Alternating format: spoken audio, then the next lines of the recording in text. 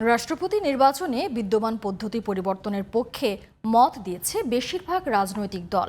তবে নির্বাচনের পদ্ধতি নিয়ে ভিন্ন ভিন্ন মত দিয়েছে কিছু রাজনৈতিক দল। দুপুরে ফরেন সার্ভিস একাডেমিতে রাষ্ট্র সংস্কারের দ্বিতীয় পর্যায়ের বৈঠক বিরতিতে এমন প্রতিক্রিয়া জানায় রাজনৈতিক দলগুলো। কমিশন সহ সভাপতি ডক্টর আলী রিয়াজ জানান, জাতীয় স্বার্থে দ্রুত আলোচনা শেষ করে রাজনৈতিক দলগুলো দ্রুত ঐক্যমত্যে পৌঁছানো প্রয়োজন। আরও জানাচ্ছেন শাহরিয়ার বাঁধন। সকালে ফরেন সার্ভিস একাডেমিতে রাষ্ট্র সংস্কারের সুপারিশগুলো নিয়ে রাজনৈতিক দলগুলোর সাথে দ্বিতীয় ধাপের বৈঠকে বসে জাতীয় ঐকমত্য কমিশন।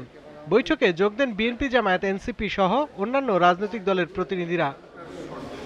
কমিশন সহসভাপতি ডক্টর আলী রিয়াজ বলেন, অমীমাংসিত বিষয়গুলোর আলোচনা জুলাই মাসের মধ্যেই শেষ করে সিদ্ধান্তে পৌঁছাতে হবে। সংবিধানের রাষ্ট্রপতির নির্বাচন প্রক্রিয়ার যে বিধান আছে 48-এর 1 অনুচ্ছেদ, সেটা নিয়ে আলোচনা হয়েছে এবং এই বিষয়ে প্রায় সকল দলই একমত হয়েছেন। বৈঠক বিরতিতে রাজনৈতিক দলগুলোর পক্ষ থেকে জানানো হয়, আলোচনায় বেশিরভাগ দলই রাষ্ট্রপতির ক্ষমতা বাড়ানো এবং ভোটে নির্বাচিত করার বিষয়ে বেশিরভাগ রাজনৈতিক দলগুলো একমত। ইলেকশনটা হবে গোপন ব্যালটে, প্রায় সকলে একমত হয়েছে এবং বাংলাদেশ জামাত ইসলামী এটা অত্যন্ত আনন্দ এবং উৎসাহের সাথে একমত হয়েছে। যখন গোপন ব্যালটে হবে তখন সরকারি দলের বাইরেও তখন অন্য কোনো বিরোধী দলের প্রার্থীরও কিন্তু রাষ্ট্রপতি নির্বাচনের সুযোগটা থাকছে। গোপন ব্যালটের মাধ্যমে রাষ্ট্রপতি নির্বাচিত হবে। শুধুমাত্র রাষ্ট্রপতি নির্বাচনকে কেন্দ্র করে কেন গোপন ভোটের ব্যবস্থা করবে? ওনার ক্ষমতা যদি বাড়ে তাহলে রাষ্ট্রপতি নির্বাচন পদ্ধতির প্রশ্নে তারা আলোচনা করতে চান। ভোটের মাধ্যমে আমরা রাষ্ট্রপতি নির্বাচনের জন্য আমরা 12 দলের পক্ষ থেকে প্রস্তাব দিয়েছি। এই পদ্ধতির পরিবর্তন দরকার।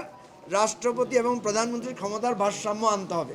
রাষ্ট্রপতি নির্বাচনে সংসদ সদস্যরা উচ্চকক্ষ, নিম্নকক্ষ এবং গোপন ব্যালটে ভোটের বিষয় সহ ভিন্ন ভিন্ন মতামত দিয়েছেন। রাষ্ট্রপতি নির্বাচনের আগে রাষ্ট্রপতির ক্ষমতা কি হবে এবং রাষ্ট্রপতির কি কি বিষয়ে স্বাধীনভাবে মতামত দিতে পারবেন, এই আইডিয়াগুলো নিয়ে আলোচনা হয়েছে। সেই ক্ষেত্রে ভোটার কারা হবে সেই বিষয়ে আমরা মতামত দিয়েছি।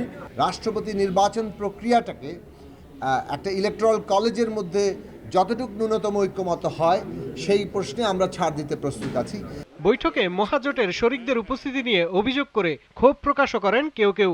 যেই ফ্যাসিবাদের বিরুদ্ধে লড়াই করেছি, তাদের ক্ষমতার বেনিফিশিয়ারি ছিল, তাদের 14 দলে ছিল, তারা যদি এই আলোচনায় থাকে, এখানে আসে, এটা এই জুলাইয়ের প্রতি অবমাননা। তো শুধুমাত্র যে আজকের ঐক্যমত্য কমিশনের বিষয়টি এমন নয়, রাষ্ট্র কাঠামোর বিভিন্ন স্তরেই কিন্তু আমরা দেখতে পাচ্ছি যে ফেসিবাদী যে এলিমেন্টগুলো সেগুলো আবার রিঅ্যাক্টিভ হচ্ছে। আমরা এগুলো কোনোভাবে বরদাস্ত করব না।